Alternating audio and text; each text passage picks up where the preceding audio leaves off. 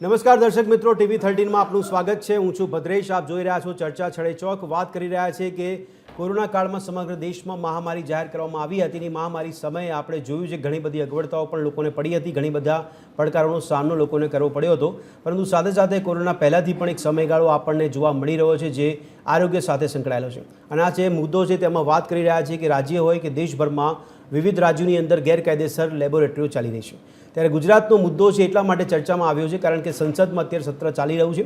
આ સંસદમાં રોજ નવા નવા મુદ્દા પર રિપોર્ટ્સ રજૂ કરવામાં આવે છે જેની પર ચર્ચા થાય છે, પણ ચર્ચા કર્યા બાદ પરિણામ શું મળે છે એ સવાલનો વિષય થઈ જાય છે। અહીંયા વાત કરી રહ્યા છીએ કે રાજ્યમાં જ્યારે ગુજરાતની જ વાત કરીએ ત્યારે લેબોરેટરી ગેરકાયદેસર જોવા મળતી હોય એનો જાણે કે રાફડો જામ્યો છે। ગુજરાતમાં ચાલતી જે ગેરકાયદેસર લેબોરેટરી છે તેને લઈને રિપોર્ટ મૂકવામાં આવ્યો હતો, સંસદમાં ચર્ચા કરવામાં આવી હતી અને સંસદમાં મુદ્દો ગાજ્યો છે। ત્યારે બોગસ લેબોરેટરી બંધ કરવાની જવાબદારી પણ કેન્દ્ર સરકારની હોય કે નહીં તેને લઈને જો સવાલ પૂછવામાં આવ્યો તો કેન્દ્રએ ઢોળી દીધું રાજ્ય સરકાર પર। રાજ્ય સરકારની જવાબદારી બને છે કે આ પ્રકારની બોગસ લેબોરેટરી બંધ કરાવે। તો રાજ્ય સરકારનો જો વિષય બનતો હોય તો રાજ્ય સરકાર કેટલું ગંભીર છે આવી બોગસ લેબોરેટરી માટે, એટલા માટે કે લોકો પણ કદાચ સસ્તો ભાવ અથવા તો એક કમ્પેરિઝન ચાલતી હોય કે ભાઈ 500 રૂપિયામાં, 700 રૂપિયામાં, 800 રૂપિયામાં, 1000 રૂપિયામાં, 1500 રૂપિયામાં કોઈ ટેસ્ટ કરાવવો હોય તો તમે ઇઝીલી કરાવી શકો છો। આપણા બોડીને કોઈ પણ બાબતની જો ટેસ્ટની જરૂર પડે છે તો લોકો પણ ડાયરેક્ટ સંપર્ક કરી લેતા હોય છે આવા લેબોરેટરી સંચાલકો સાથે અને પછી રિપોર્ટ પણ મંગાવી લેતા હોય છે।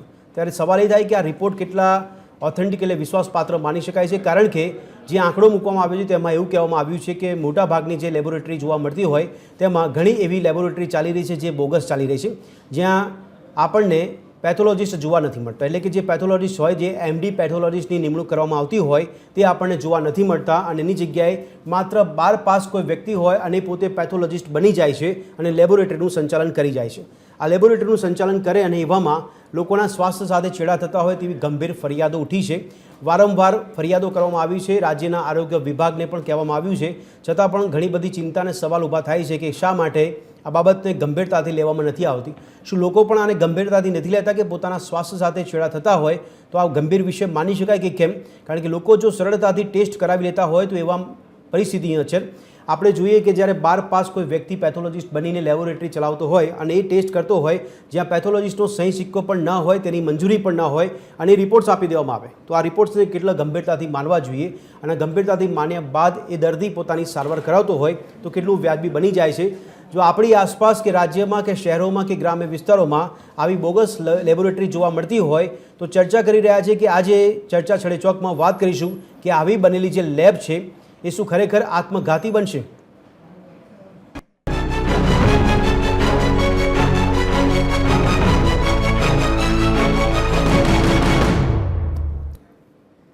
તો દર્શક મિત્રો, ચર્ચા કરી રહ્યા છે કે બોગસ લેબોરેટરી બંધ કરાવવાની જવાબદારી કેન્દ્રની હોય છતાં પણ રાજ્ય સરકાર પર ઢોળવામાં આવ્યું હોય ત્યારે રાજ્ય સરકાર કેટલી ગંભીર છે, સાથે સાથે તંત્રમાં બેઠેલા લોકો કેટલા ગંભીર છે કે આમાં સમય પ્રમાણે તેની ઇન્સ્પેક્શન કરાવે છે કે કેમ તેની વાત કરી રહ્યા હતા। પરંતુ આજે જે મુદ્દા પર ચર્ચા કરી રહ્યા છે તેને ગ્રાફિક્સના માધ્યમથી આપણે આપની સમક્ષ આ મુદ્દા મૂકવાનો પ્રયાસ કરીશું। તો એક નજર કરીએ ગ્રાફિક્સના માધ્યમથી આજે મુદ્દો ચર્ચામાં આવ્યો છે ત્યારે સંસદમાં તેનો રિપોર્ટ મૂકવામાં આવ્યો હતો। રાજ્યમાં ગેરકાયદેસર લેબોરેટરીનો રાફડો જામ્યો છે। આવી લેબ કેટલી આત્મઘાતી બની શકે છે? તો ગ્રાફિક્સના માધ્યમથી આપણે અમુક મુદ્દા આપની નજર સમક્ષ લાવીશું કે ગુજરાતમાં ચાલતી બોગસ લેબ છે તેનો મુદ્દો સંસદમાં ગુંજ્યો છે। ત્યારે આ ગેરકાયદેસર લેબોરેટરી બંધ કરાવવા માટેની જવાબદારી કેન્દ્રએ એટલે કે કેન્દ્ર સરકાર દ્વારા રાજ્ય સરકાર પર ઢોળવામાં આવી છે। ત્યારે રાજ્ય સરકાર હવે કેટલી ગંભીરતા દાખવશે? ધોરણ 12 પાસ પેથોલોજીસ્ટ બનીને દીકતી કમાણી કરતા હોવાનો પણ અહેવાલ રજૂ કરવામાં આવ્યો છે। તો ગુજરાતમાં લેબોરેટરીઓ સામે પણ આંગળી ચીંધાઈ રહી છે। ઘણા સમયથી આ લેબોરેટરીઓ સામે આંગળી ચીંધવામાં આવે છે। ખુદ સુપ્રીમ કોર્ટે આદેશ આપ્યો છે છતાં પણ ગુજરાતમાં તેનો કોઈ જ અમલ કરવામાં નથી આવતો। સુપ્રીમ કોર્ટના આદેશનું પણ અવગણના કરવામાં આવે છે। આપને જણાવીએ કે ગુજરાતમાં રાજ્ય લોકાયુક્તમાં પણ બોગસ લેબ મુદ્દે રજૂઆત થઈ હતી, છતાં પણ પરિણામ આપણને શૂન્ય જોવા મળે છે। પેથોલોજી લેબમાં કયા પેથોલોજીસ્ટ છે તેની તમામ વિગતો ચકાસવાનો આદેશ કરવામાં આવ્યો છે, છતાં રાજ્યનું આરોગ્ય વિભાગ માત્ર મુખ પ્રેક્ષક બની રહ્યું હોય તેવો ઘાટ સર્જાયો છે। ત્યારે ત્યાં પણ સવાલ થાય છે કે કેમ આવી સ્થિતિ છે? રાજ્યમાં તમામ સ્થિતિ જાણે કે બધું જ રામ ભરોસે ચાલતું હોય તેવું જોવા મળી રહ્યું છે।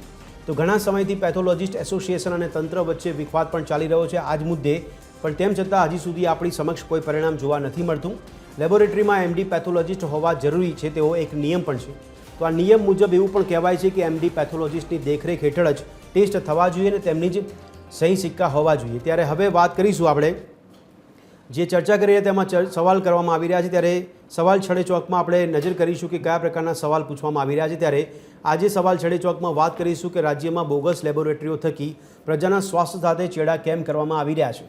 સવાલ નંબર બીજો થઈ રહ્યો છે કે લોકોના આરોગ્ય સાથે ચેડા થતા હોય ત્યારે રાજ્યનું આરોગ્ય વિભાગ શું કરી રહ્યું છે. સુપ્રીમ કોર્ટ હાઈકોર્ટની ચુકાદો હોવા છતાં પણ બોગસ લેબ બંધ કરવામાં તંત્રને રસ કેમ નથી તે પણ સવાલ છે. રાજ્યમાં ગ્રામ્ય વિસ્તારોમાં બોગસ લેબ કમાણીનું જાણે કે માધ્યમ બની ગયું છે. શહેરી કરતાં ગ્રામ્ય વિસ્તારો વધારે પ્રભાવિત થયા છે. પોલીસ દ્વારા બોગસ પેથોલોજીસ્ટ પકડવાનું અભિયાન ચલાવવામાં આવ્યું છે, છતાં પણ પરિણામ કેમ નથી મળતા. રાજ્યના આરોગ્ય વિભાગને વારંવાર રજૂઆત કરવા છતાં કોઈ પગલાં કેમ લેવામાં નથી આવતા. ત્યારે બોગસ લેબોરેટરીઓ સામે આરોગ્ય વિભાગને કાર્યવાહી કરવા કોણ રોકી રહ્યું છે તે પણ એક સવાલ થઈ રહ્યો છે. સવાલ છડે ચોકમાં પૂછીશું કે શું ડૉક્ટરો જાણી જોઈને દર્દીઓને મળતિયાઓની લેબોરેટરીમાં મોકલે છે, કારણ કે ઘણા લાંબા સમયથી આ પરિસ્થિતિ જોવા મળી છે. લેબોરેટરીનું ચેકિંગ કરવા આદેશ કરવામાં આવ્યો છે, છતાં ચેકિંગના નામે માત્ર દેખાડા કરવામાં આવે છે. તો બોગસ લેબ મુદ્દે આરોગ્ય વિભાગ અને પોલીસ અવગણના કરે તો કોણ કરશે કાર્યવાહી, તે એક મુખ્ય સવાલ થઈ રહ્યો છે. તો આવા સવાલો સાથે ચર્ચાની શરૂઆત કરીશું અને અન્ય સવાલો પણ આપણે પૂછીશું. આ સમગ્ર મુદ્દા પર આજે ચર્ચા કરી રહ્યા છે. ત્યારે દર્શક મિત્રો, આપણે જણાવી દઈએ કે મારી સાથે ચર્ચામાં જોડાયા છે પ્રશાંત ગઢવી કે જેઓ રાજકીય વિશ્લેષક છે. મારી સાથે જોડાયા છે રીનુ શર્મા કે જેઓ લેબોરેટરી ઇન્ચાર્જ છે જીમર્સમાં સોલા તરફથી. ત્યારે સાથે સાથે મારી સાથે જોડાયા છે ટેકનિકલ MSc PhD P અને એટલે કે માઇક્રોબાયોલોજિસ્ટ શુભમ ઉદેશી જોડાયા છે. સાથે સાથે ડૉક્ટર બિપિન પટેલ પણ જોડાયા છે કે જો જોઈન્ટ સેક્રેટરી છે AMA તરફથી. આપ ચારેનું ચર્ચામાં સ્વાગત છે. બિપિનભાઈ, આપને અવાજ આવી રહ્યો છે? આવી રહ્યો છે. ઓકે. પ્રશાંતભાઈ, શરૂઆત આપનાથી કરવા માગું છું કે જે રાજ્યમાં સ્થિતિ અત્યારે હાલમાં જોવા મળી રહી છે એ કદાચ ગંભીર માનવી કે કેમ, કારણ કે સંસદમાં મુદ્દો ઉઠ્યો છે એટલે આપણે ગંભીર માની લેવું કે ગુજરાતમાં આટલી બધી બોગસ લેબ ચાલી રહી છે જેમાં લોકોને ગમે ત્યારે ટેસ્ટ કરવા માટેના પરિણામ મળી જાય અને ટેસ્ટ પર લોકો ભરોસો પણ કરી લે અને આખરે સવાલ થાય કે આ બોગસ લેબ કેટલી ઘાતક સાબિત થઈ શકે. દેશમાં મુદ્દા તો ઘણા છે, પણ આપણે ત્યાં જ્યારે સંસદમાં અથવા પ્રધાનમંત્રી શ્રી આ કોઈ બોલે એટલે પછી એ મુદ્દો બને અને ત્યારે જનતાના મગજ સુધી આવે છે, ખાસ કરીને આપણા માધ્યમથી. મૂળ વાત ખબર, કોરોના પછી એવા એવા ધંધા ફૂલ્યા ફાલ્યા છે, તમે વિચાર્યા ના શક્યા હોય, ઓનલાઈનના હિસાબે ખાસ કરીને. એટલે પહેલાં જેમ આ અત્યારે લેબોરેટરીની વાત છે, પહેલાં રિપોર્ટ કમ્પલસરી તમે ફિઝિકલ કોપી લેવા જતા અને હવે વોટ્સએપ પર આવી જાય છે. એટલે વોટ્સએપ પર આવે છે એની સૌથી પહેલાં ત્યાંથી જ હું તો કરેક્શન કરું છું કે વોટ્સએપ પર આવે છે કેટલો સાચો છે. અને એટલે એ સાચા ડેટા સાથે છે એની ભલે ડોક્યુમેન્ટેડ હોય, PDF જ હોય. હવે મૂળ વાત, આજનો આખો મુદ્દો તો કોરોના પછી જે લોકોને લેબોરેટરીની જરૂરિયાત સાચા અર્થમાં પડી, જેમ આપણને ખબર પડી કે સરકારી હોસ્પિટલમાં શું શું સુવિધા હોવી જોઈએ, એમ લેબોરેટરીમાં આટલા ટેસ્ટ અને અમુક ટેસ્ટ જે કોરોના પછી લોકો રેગ્યુલર કરાવતા થયા, ત્યાં સુધી તો કરાવતા જ નહોતા. એમાં હું તમે પણ આવી ગયા કે ઇન્ડિયાની અંદર કોઈ પણ પેથોલેબ ચાલુ કરવા માટે ઓછામાં ઓછા 5 પ્રકારના basic licence, NABL, accreditation, soaps and establishment, ચલો બેઝિક છે, ક્લિનિકલ રિસર્ચ, ક્લિનિકલ એડવાન્સમેન્ટ, આ બધા લાયસન્સ જોઈએ.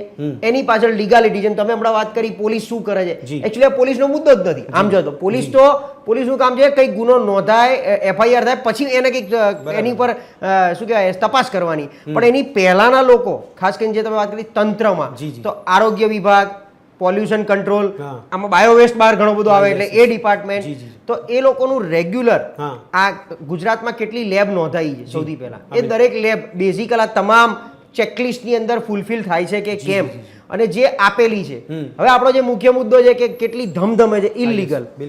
તમે આજ સુધી મને લાગે છે ઓછામાં ઓછા 100 રિપોર્ટ તો કરાયા છે છેલ્લા 5, 7, 10 વર્ષમાં. એકે વાર તમે જઈને પૂછ્યું છે કે મારા રિપોર્ટમાં જે MD પેથોલોજીએ સહી કરી છે એ સાહેબ છે કોણ અથવા એ મેડમ છે કોણ, મને એમનું મોઢું તો બતાવો તો એમની જોડે ચર્ચા કરું કે આ આવું કેવી રીતે આવ્યું છે, ટેકનિકલી મારે જાણવું છે.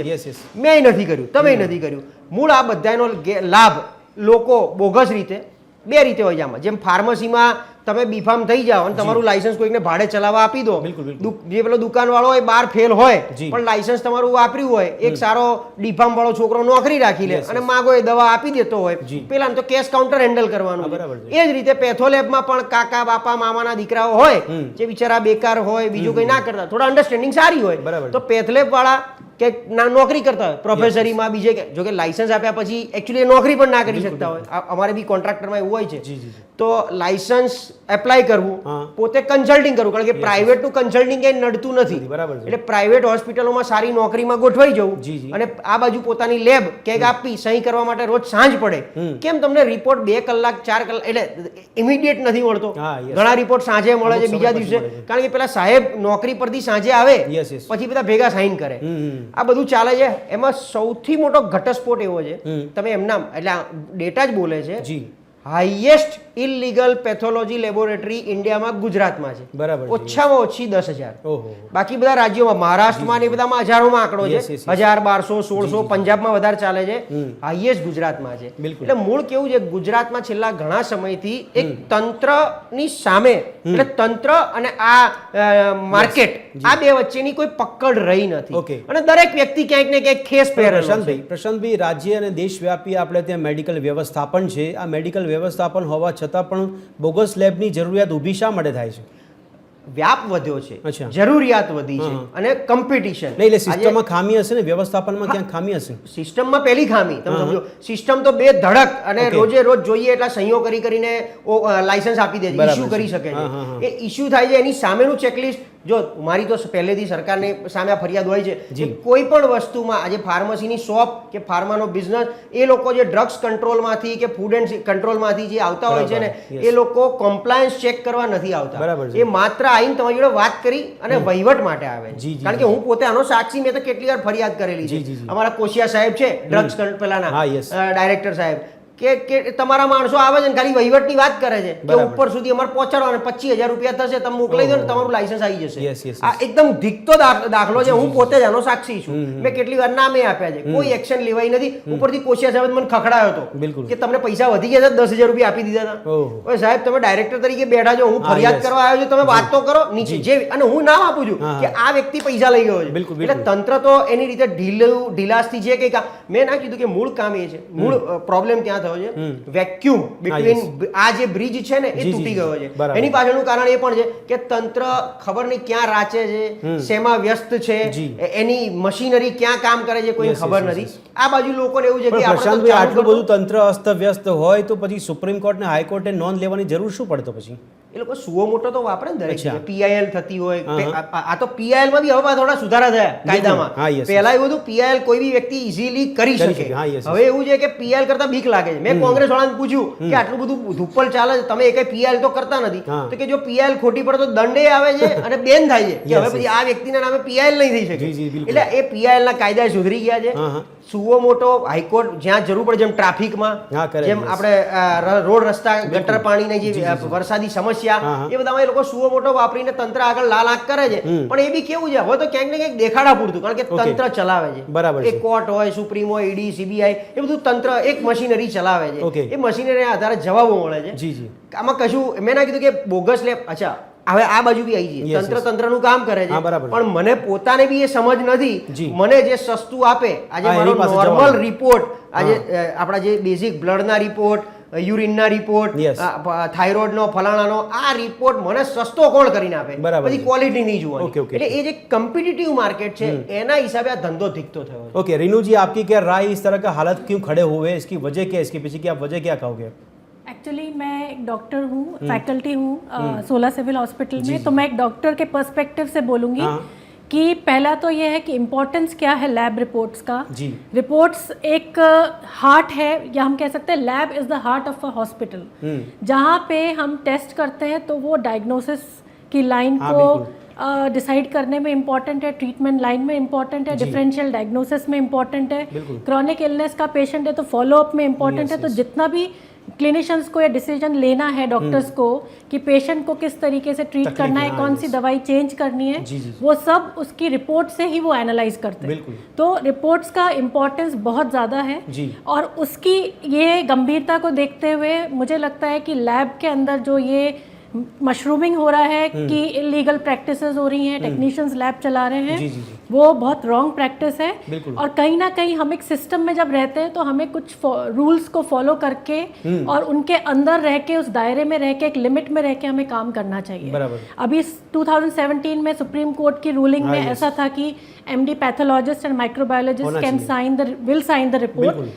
जब उसके बाद वो रिलीज होगी। जी जी जी। तो ये चीज़ फॉलो होना चाहिए, और ये फॉलो अगर नहीं हो रहा हाँ। तो उसी टाइम चेक करना चाहिए था कि क्यों फॉलो नहीं हो रहा। तो ये इतना ज़्यादा जो बढ़ रहा है जी गुजरात में, इतनी ज़्यादा इलीगल प्रैक्टिसेस लैब को लेके, वो रुक जाती। नहीं, पर पर इसकी अभी बढ़ने की- 2021 से मतलब ये कोविड के बढ़ने बाद के से हम पीछे देख आपके रहे हैं। हिसाब से क्या वजह रह सकती है? क्योंकि यही हो यहाँ पे सकता हमने है। देखा कोरोना काल में हाँ। बहुत सारी आगे हम निकल यही गए हो हैं। सकता है कि फ्रॉडुलेंट प्रैक्टिसेस हो रही है कि लाइसेंसेस वो लोग को Okay. इजीली मिल रहे हैं, जी। और वो लोग मतलब lab technicians scan signatures use करके एंड उनके नेम के हिसाब से पैथोलॉजिस्ट और माइक्रोबायोलॉजिस्ट के साइन यूज करके दे आर रिलीजिंग रिपोर्ट। जी। तो उसमें कहीं ना कहीं ये भी है कि लोग भी अवेयर नहीं हैं ओके कि जैसे आपने बोला मिस्टर प्रशांत ने कि हमको भी अवेयर होना चाहिए, मतलब जो लोग टेस्ट कराने जाते हैं कि जिसने साइन करा है वो पर्सन से हम मिल सकते हैं या बात कर सकते हैं, अवेलेबिलिटी उनकी कब है, एटलीस्ट एक फिक्स होना चाहिए कि this person will be available. नहीं, पर आपको लगता है सोशल मीडिया का जमाना है, यूट्यूब पे या व्हाट्सएप पे, जैसे प्रशांत भाई ने बोला कि तुरंत रिपोर्ट मिल जाती है,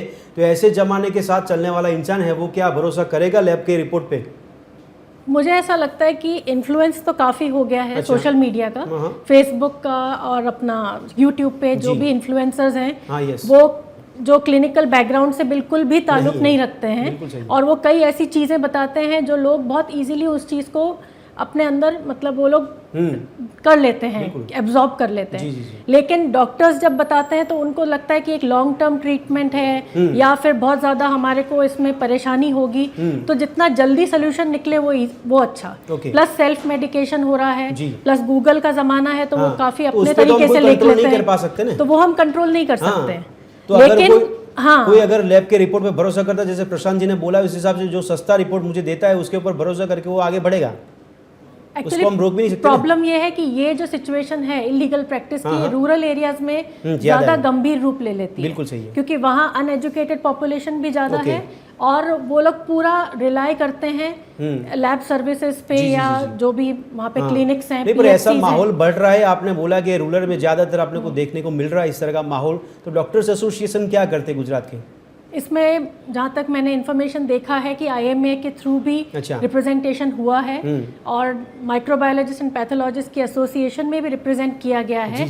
गुजरात लोक आयोग के तरफ से भी इंफॉर्मेशन मांगी गई है अबाउट द लाइसेंसिंग, कैसे होता है, ऑडिट्स क्यों नहीं होते, डेटा क्यों नहीं निकाला जाता, what equipments they are using, और किस तरीके से काम हो रहा है, और वो लोग NABL एक्रेडिटेड है कि नहीं, क्वालिटी उनकी कैसे मेंटेन है, और रिपोर्टिंग का पूरा मतलब उन्होंने इन्फॉर्मेशन मांगी, लेकिन तो अभी तक उनको कुछ लोगों की नहीं हेल्थ क्या इश्यू बन गई है अभी आपके मुताबिक? क्या उसका वैल्यूएशन आप करोगे?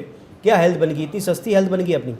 एक्चुअली हेल्थ को लेके इंडिया में अभी भी मुझे लग रहा है कि जागरूकता कम है।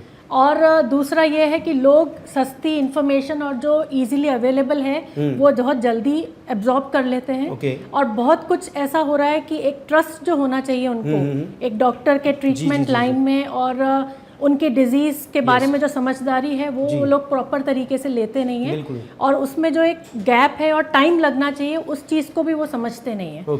तो काफ़ी इंफॉर्मेशन या कम्युनिकेशन गैप मैं कह सकती हूँ, और miss communication and misunderstanding through media भी बहुत ज़्यादा है। तो एक मैसी सिस्टम हमारा क्रिएट हो रहा है जिसमें सिर्फ मतलब लोग अपने हिसाब से चीज़ों को मॉड्यूलेट करना चाहते हैं, और वो ये एनालाइज नहीं करते हैं कि रिपोर्ट का क्या इम्पोर्टेंस है, उसकी जांच कौन कर रहा है, उस बंदे की क्या इंपॉर्टेंस है, और डॉक्टर के साथ फॉलो अप करना भी हमारे लिए कितना इम्पोर्टेंट है। बिल्कुल बिल्कुल उस रिपोर्ट को लेके। ओके ठीक है। डॉक्टर शुभम, आपने सवाल पूछवा, आप तो माइक्रोबायोलॉजिस्ट પણ છો અને PhD કરી રહ્યા છો ટેકનિશિયન તરીકે, મારો સવાલ એ છે કે આ કઈ રીતે અસર કરતી હોય, લેબોરેટરીનો રિપોર્ટ કેટલો મહત્વનો હોય છે, અને લેબોરેટરીના રિપોર્ટમાં જે પણ આવ્યું છે એના આધારે દર્દી પોતાની સારવાર કરવા માટે તૈયાર થઈ જાય છે, આ ખરેખર ઘાતક સાબિત થઈ શકે કે ના થઈ શકે?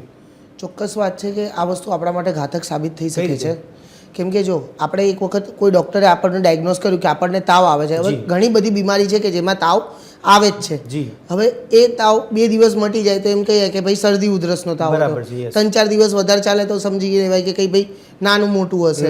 હવે મારા ઘરનો એક કેસ છે કે મારા પપ્પાને તાવ આવી રહ્યો હતો, અમે દવાઓ કરી દવા લે એટલે મટી જાય, પછી અમે રિપોર્ટ કરાવ્યો, ત્યારે ખબર પડી કે એમને પાછળની સાઈડ આખું પસનું એક કલ્ચર થઈ ગયું છે, બરાબર। અને હવે એ રિપોર્ટથી મને ખબર પડી. હવે આ જે બેદરકારી છે લેબોની, હમણાં મારા એક નિજી વ્યક્તિ જોડે થઈ કે એને રિપોર્ટ કરાયો પથરીનો, બહારની કોઈ નાનકડી લેબમાં રિપોર્ટ કરાયો, જેમ સરે કીધું કે પૈસા જોઈને કરાવી લે, એટલે આગળ ઘરની બાજુમાં જ છે ને, ચાલ ભાઈ કરાવી દઈએ છે. તો હવે એમાં એમ ડિટેક્ટ કરાયું કે 14 mm ની પથરી છે. હવે 14 mm ની પથરી એટલે માણસને ઊંધો થઈ જાય કે યાર શું હવે આનું શું કરું, એટલે એ ભાઈ ફટાફટ દોડતા દોડતા ઝાયડસમાં પહોંચ્યા, રિપોર્ટ કર્યા, તો ત્યાં જઈને નીકળી 3 mm ની પથરી. બરાબર છે. હવે ત્યાં સુધી તો ઝાયડસ વાળાએ ઓપરેશનની ફોલોઅપ ને બધું, એટલે ત્યાં એને હવે એ 3 mm ની પથરીનું ઓપરેશન કરાવવું પડ્યું. હવે કેટલા દિવસ એના બગડ્યા, એનું કામ બગડ્યું. હવે આની જગ્યાએ આ તો ચલો ફોલ્સ ડિટેક્શન થયું, આ જગ્યાએ રાઈટ પ્રોબ્લેમ હોત ને ડિટેક્ટ ના થયું હોત તો એમના જીવન પર બી સવાલ આવી જાત. એટલે લોકોને પહેલા તો જ્યાં બી રિપોર્ટ કરાવે છે ને એના વિશે એમને ખબર હોવી જોઈએ, અને પૈસા જોઈને નહીં. પણ ડોક્ટર શુભમ, એવું પણ નથી કે કોઈ કીધું કે બાજુમાં લેબ ચાલે ત્યાંથી રિપોર્ટ કરાયેલો, અહીંયા પણ ઘણા એવા ઓળખીતા હોય છે કે જે લોકોએ રેફરન્સ આપ્યો હોય તો જ એ લેબમાં જતા હોય ને. આજે કોઈ ફેમિલીના મેમ્બર્સ અથવા કોઈ ફ્રેન્ડ્સ છે, એમણે કીધું હોય કે ભાઈ મારા ઓળખીતા છે, આ લેબમાં કામ કરે છે, તમને 2 કલાકમાં રિપોર્ટ આપી દેશે, તો ત્યાં જશે ને એ લોકો, કેમ નહીં જાય? લોકોને છે ને એક નાનકડી પોતાની જાતે અવેરનેસ રાખવી જોઈએ કે કયો રિપોર્ટ કેટલી બને તો હોય છે. બરાબર છે. જેમ કે આપણે વાત કરીએ કે આપણો CBC નો જે રિપોર્ટ આવે છે, જે બ્લડ ટેસ્ટ છે, એ આવી જાય અડધો પોણો કલાક કે 1.5-2 કલાકમાં. હવે કલ્ચર રિપોર્ટ કોઈ એમાં આપણને આવીને કહે ને કે 1 દિવસમાં આવી જશે, તો ના મનાય, કેમ કે એને થતા જ 4 દિવસ લાગે. તો આપના પ્રમાણે કયા પ્રકારના રિપોર્ટ છે, કેટલા જલ્દી મળતા હોય, કેટલા લેટ મળતા હોય આપણને? જે રેગ્યુલર રિપોર્ટ છે, બ્લડ રિપોર્ટ, જે રૂટીન બ્લડ રિપોર્ટ કહેવાય છે, એ આપણને 4 કલાકથી 1 દિવસની અંદર મળી જાય. પછી સોનોગ્રાફી, એક્સરે છે, એ આપણને તરત જ મળી જાય. બરાબર છે. અને પછી એ રિપોર્ટ કે જેમાં કલ્ચર કરવું પડે, એટલે બેક્ટેરિયાને કે જે પણ માઇક્રો ઓર્ગેનિઝમ છે, ફંગસ છે, એને ગ્રો કરવા માટે ટાઈમ જોઈએ છે. એ રિપોર્ટને જેટલો ટાઈમ લાગે, કેમ કે એ બી જીવાણુઓ છે, એમનું બી જીવન છે, એટલે એ જેમ મોટા થશે એમ જ મોટા થશે ને. પછી એમના પર આપણે દવા અસર કરશું, કઈ દવા અસર કરે છે, એ બધું આપણને ખબર પડવી જોઈએ. લેબના રિપોર્ટના આધારે ડોક્ટર શુભમ, દર્દીઓની જે સારવારની જે પછી પદ્ધતિ છે એ બદલાય છે કે એમાં કોઈ ફેરફાર આવે છે? કારણ કે રિપોર્ટ્સ કોઈ બી લેબમાંથી કઢાયો પછી પોતાના ઓળખીતા ડોક્ટર પાસે જ જશે ને સારવાર કરવા માટે? તો ચોક્કસ. કે પછી એમાં બદલાવ આવે છે? ચોક્કસ. જો રિપોર્ટ ખોટો હશે તો ડોક્ટરને તો તમારી અંદર જઈને જોવાનું નથી કે આ વસ્તુ છે કે નહીં. હા, બરાબર છે. એ તો એક જોવાનું છે કે જે એને લખેલું છે. આધારે રિપોર્ટ એટલે શું કે એક રિઝલ્ટ છે એક્ઝામનું તમારી બોડીનું. હવે એના પ્રમાણે તમારા જે ટીચર છે તમારો, એ તમારા માટે મહેનત કરશે ને. હવે એ ખોટું હશે, તમને બીમારી છે મલેરિયાની, ડેન્ગ્યુની દવા લે કરશો તો એ અસર જ નથી થવાનો છે. યસ. અચ્છા ડોક્ટર બિપિન, આપને અવાજ આવે છે મારો? હા ડોક્ટર બિપિન, સૌથી પહેલો સવાલ એ છે મારો કે અહીંયા ઘણા બધા સવાલોમાં એક સવાલ એ આવ્યો હતો કે આરોગ્ય વિભાગ કેટલું સજાગ છે. પોલીસની વાત પ્રશાંતભાઈ કરી હતી, મેં પણ કરી હતી, એટલા માટે કે જે બોગસ પેથોલોજીસ્ટ હોય છે એને ઝડપવાનું કામ કરતા હોય, કારણ કે રાજ્યના ડીજીપીએ ભૂતકાળમાં આદેશ આપ્યા હતા અને એટલા માટે કાર્યવાહી થઈ હતી. મારો સવાલ એ છે કે ડૉક્ટર એસોસિએશન શું કરી રહ્યું છે? આરોગ્ય સાથે આટલા સરળતાથી ચેડા થઈ રહ્યા છે, પછી ભલે વર્ચ્યુઅલી જમાનાની વાત કરતા હોય, સોશિયલ મીડિયાની વાત કરતા હોય, પણ ફિઝિકલી તો ડૉક્ટર એસોસિએશન કામ કરી રહ્યું છે. ક્યાં અટકી જઈએ છીએ આપણે? ડોક્ટરો એસોસિએશન, જે પેથોલોજીસ્ટ એસોસિએશન, માઇક્રોબાયોલોજીસ્ટ એસોસિએશન અને Ahmedabad medical association, Indian medical એસોસિએશને વખતો વખત ગવર્મેન્ટને રજૂઆત કરેલી છે, અને even Gujarat pathology association, north Gujarat pathology એસોસિએશને તો સુપ્રીમ કોર્ટ સુધી લડત આપેલી છે. અને આ બધી જે મશરૂમિંગ, જે પેથોલોજી લેબોરેટરીઓમાં જે ટેકનિશિયન અને બીજા લોકો દ્વારા જે ચલાવવામાં આવે છે અને જેમાં પ્રોપર ગાઈડન્સ વગરની ચલાવવામાં આવે છે, એની અગેન્સ્ટમાં આપણે વખતો વખત બહુ જ મોટી પ્રયત્ન કરીને અવાજ ઉઠાવેલો છે. પરંતુ ગવર્મેન્ટને ક્યાંય હજી બી આ વસ્તુને એટલી સજાગ થઈ એવું લાગતું નથી. સુપ્રીમ કોર્ટ અને હાઈકોર્ટના ઇવન હાઈકોર્ટના નિર્દેશન બાદ બી આવી લેબોરેટરીઓને રેગ્યુલરાઇઝ કરવા માટેની હિંમત હજી કદાચ સરકાર ઉઠાવી શકતી નથી એવું લાગે છે.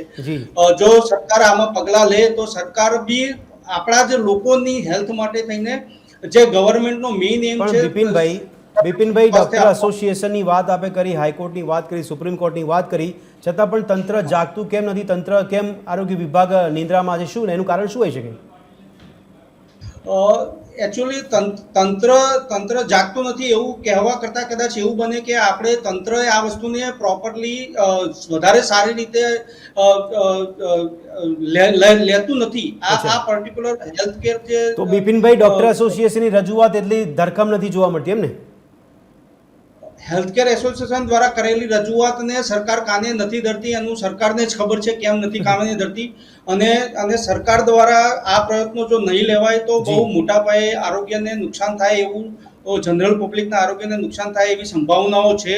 સરકારે ચોક્કસથી જ આ જે આપણા બધા કેટલા બધા અમદાવાદમાં કેટલા બધા લોકો, મોટા લોકો છે કે જે ડોક્ટરો છે કે જે હાઈએસ્ટ લેવલની ડિગ્રી ધરાવે છે, એમણે કરેલી રજૂઆતને જો સરકાર ધ્યાનમાં આપશે તો આપણા જ ગુજરાતના નાગરિકોને. બિપિનભાઈ, મારો સવાલ એ થાય છે કે આવી બોગસ લેબ ખોલવાની જરૂરિયાત રાજ્યમાં ઊભી શા માટે થાય? જો આપણે મેડિકલ વ્યવસ્થાપનની વાત કરતા હોય, તમામ ડોક્ટર્સની ટીમ આપણે તૈયાર કરતા હોય, ઘણી બધી બીમારીઓ માટે ગવર્મેન્ટ પોતે પણ પ્રયત્નો કરતી હોય છે, તો પછી આ ઊભી કરવાની પરિસ્થિતિ શા માટે ઊભી થાય છે? બોગસ લેબ ખોલવી પડે?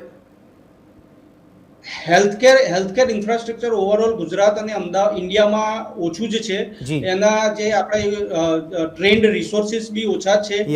એના લીધે થઈને આ જે મોકો મળે છે એ મોકાનો લાભ લઈ અને જે લોકોને ખરેખર એવું કોઈ સત્તા નથી એવા લોકો લેબોરેટરી ખોલીને એમનો ધંધો કરતા હોય છે.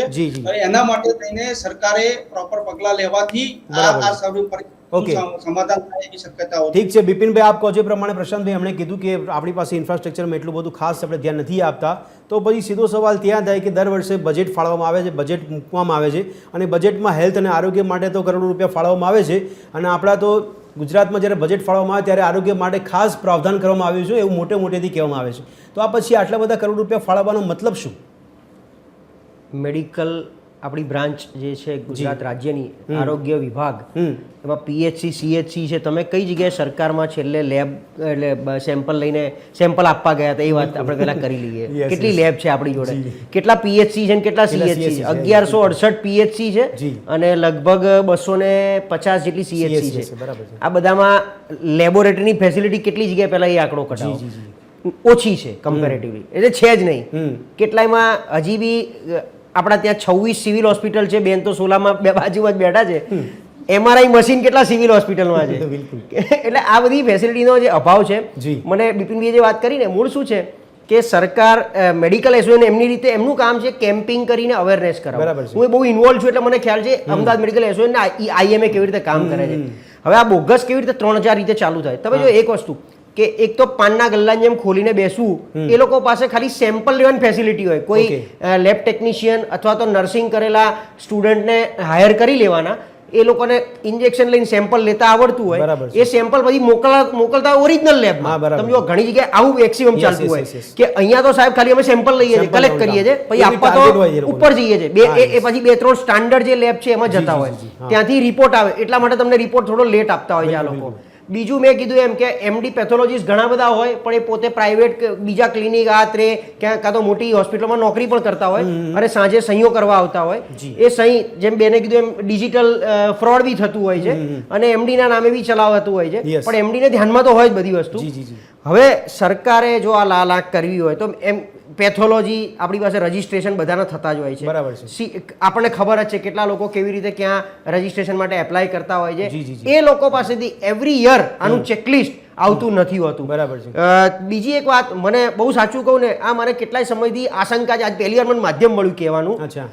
મને એવું લાગે છે કે કોરોના પછી અથવા તો છેલ્લા કેટલા વર્ષોથી WHO એના લેબના ટેસ્ટિંગના જે પેલા નંબર્સ હોય છે એમાં ઘણા સુધારા કરી નાખ્યા છે. જેમ કે પ્રી ડાયાબિટીકની ડેફિનેશન બદલી નાખી. હું સ્પષ્ટ છું આ બાબતમાં, નોન મેડિકલ માણસ હોવા છતાં કહું છું, પ્રી ડાયાબિટીકના જે આધાર વગર તો ના બદલી શકે ને. એટલે હવે જે કે એમણે પાછળ આધાર આપ્યો છે, હું એ જ કહું છું કે WHO જે નોર્મ્સ બહાર પાડ્યા હોય કે ભાઈ તમે લેસ ધેન 5.8 હોય એટલે પ્રી ડાયાબિટીક થઈ જાવ. એકચ્યુઅલી હું એવું માનું 6.5 વગર પ્રી ડાયાબિટીક, એટલે મારું અનુમાન છે.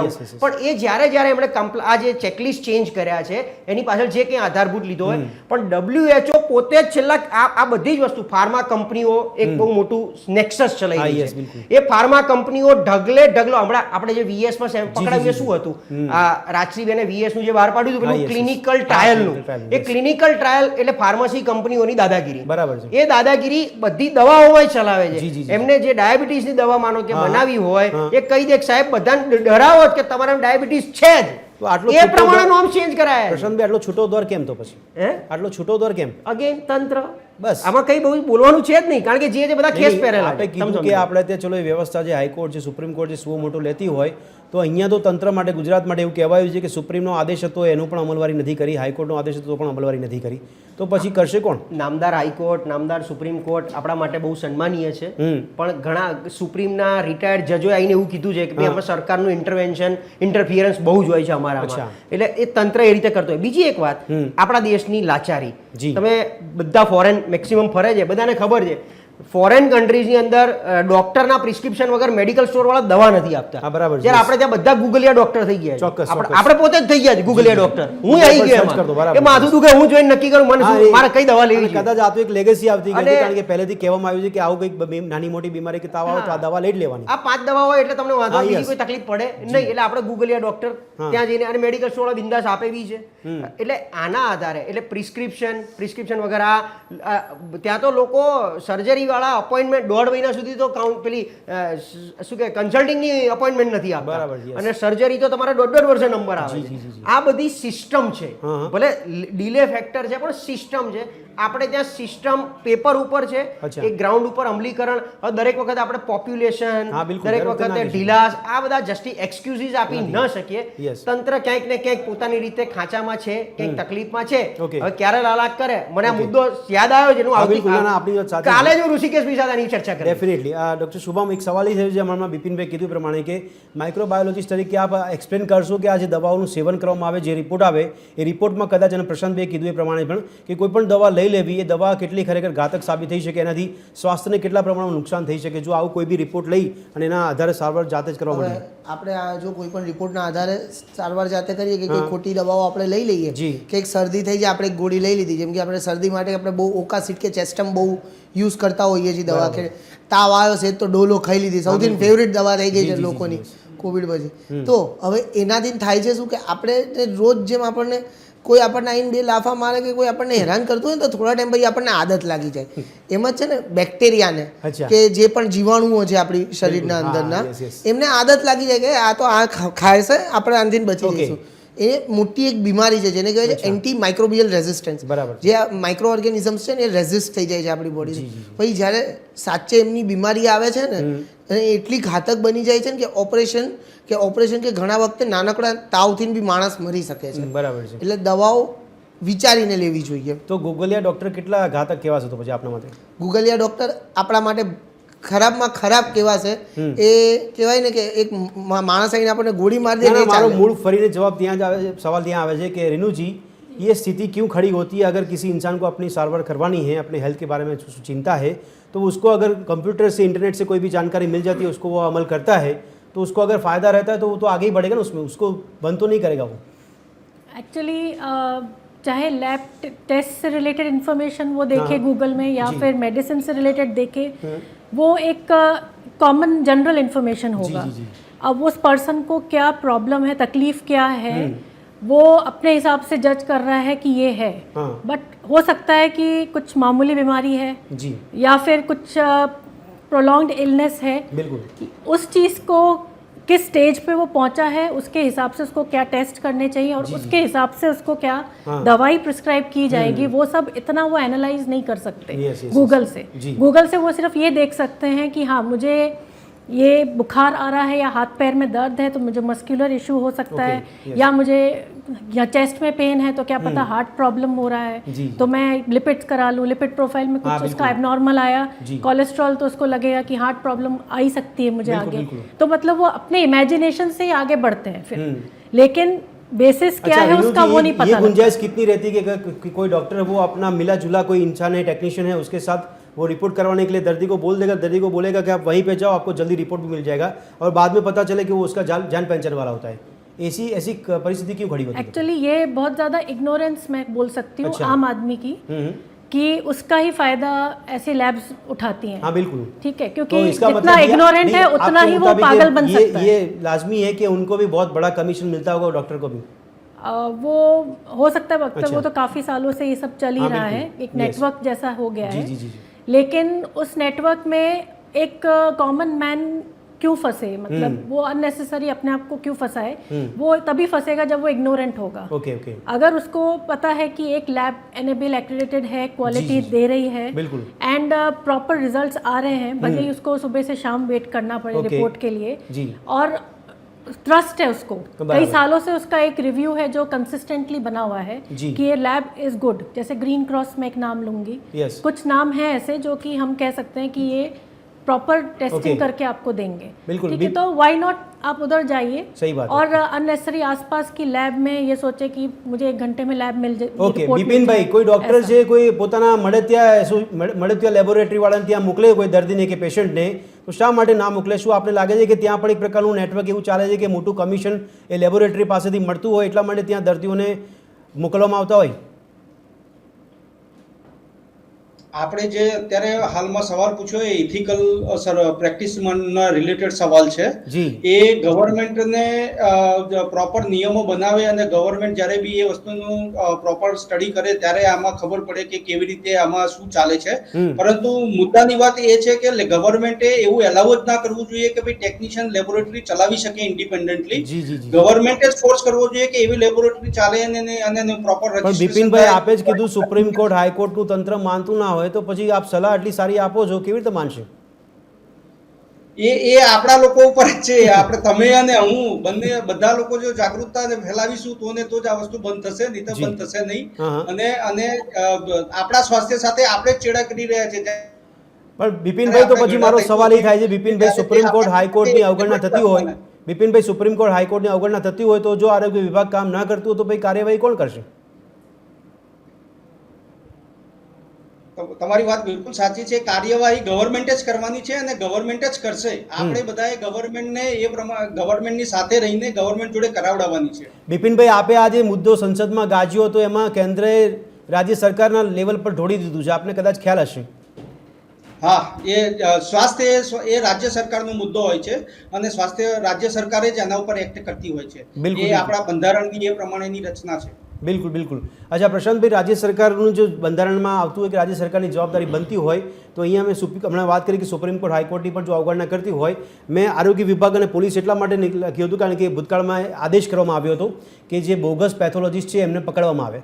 એ પકડવા માટે અભિયાન થયું પણ પરિણામ ના મળ્યું, તો પછી પોલીસ કે આરોગ્ય વિભાગ જો એ અવગણના કરતું હોય તો હવે કાર્યવાહી કોણ કરશે સમાજમાં? એટલે મૂળ વાત એ છે કે આપણે ત્યાં આગ લાગે ત્યારે કૂવો ખોદીએ છીએ આપણે, જેમ વચ્ચે પાણીપુરીમાં પકડાયું તો આખા ગુજરાતમાં પાણીપુરીની લારીઓ બંધ કરી દેવામાં આવી. Yes yes. એક ટ્યુશન ક્લાસમાં સુરતમાં પેલો કયો કાંડ પેલો તક્ષશિલા કાંડ થયો તો બધી જ જગ્યાએ ફાયરની એનઓસી માટે, ફાયરના એક્સટિંગ્વિશર માટે દોડાદોડી થઈ ગઈ, Yes. બિલ્ડિંગોમાં ફાયર એનઓસી લગાવવા માંડ્યા.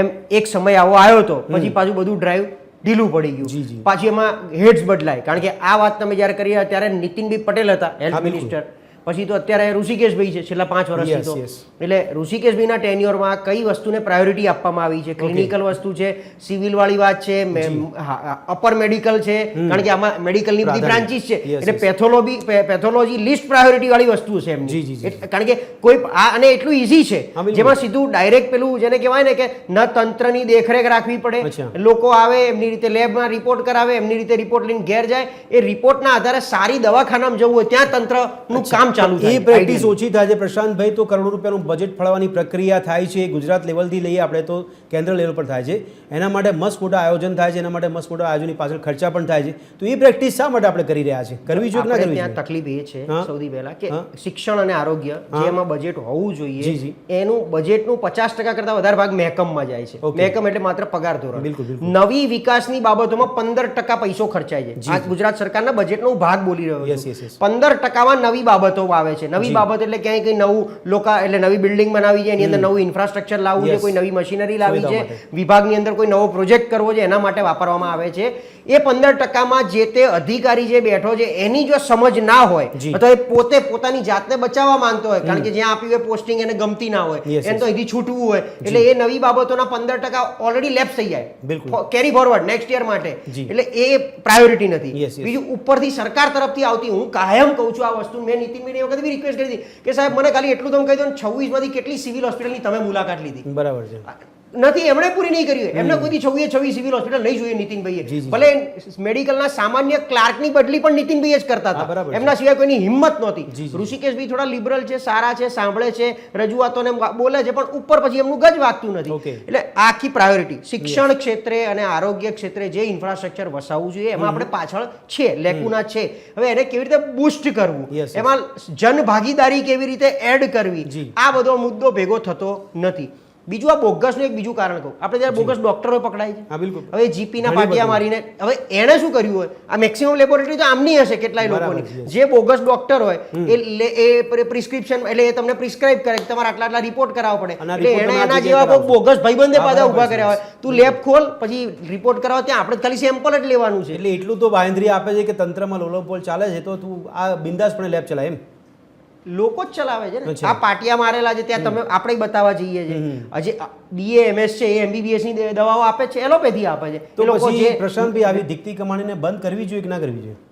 હવે આ પાછો અગેન એવો પેચીદો મુદ્દો છે, બંધ કરવી કેવી રીતે કરવી, સરકાર શું કરી શકે, લોકોમાં સમજણ આવે. હવે જેને, અને બીજું શું છે, આ પાછો એક ઇમોશનલ મુદ્દો પણ છે, હથરોટી બેસી ગયું હોય. હું જ મારી MBBS એલોપેથીની દવા મારા BA MS પાસેથી લઉં છું, અને આપણે એવું શું કહીએ, એ મારી નસ પારખી ગયો છે, આપણે ત્યાં જઈએ એટલે એક એની લાલ પીળી ટીકડીથી ઊભા થઈ જઈએ એક દિવસમાં. તો આ માનસિકતા બધાને ઘર કરી ગઈ. અને બીજી એક વસ્તુ એ બી છે કે પ્રાઇવેટ 5 સ્ટાર જે હોસ્પિટલો ખોલી છે, 5 સ્ટાર હોટેલ હોસ્પિટલ કરતા એ લોકોને મોંઘી પડે છે. એટલે પેલા બિચારો જીપીના પાટિયા મારીને 40 રૂપિયાથી લઈને 200 રૂપિયામાં કન્સલ્ટિંગ આપે છે અને લાલ પીળી ટીકડી આપી દે છે, 2 દિવસમાં ઊભા કરી દે છે. તો એમાં ના જઈએ તો પેલા તો ખાલી કન્સલ્ટિંગ 300 500 1000 રૂપિયા 1500 રૂપિયા લે છે. એ પછી દવા તો પછી બહાર મેડિકલ સ્ટોરમાં જવાની. ઠીક છે, જીનેરિક દવાઓ આવી છે, બહુ સારી પણ છે, પ્રાઇસમાં સારી પડે છે. તો હજી બી જોઈએ એટલા જીનેરિક દવાના સ્ટોર નથી ખુલ્યા. ડેફિનેટલી.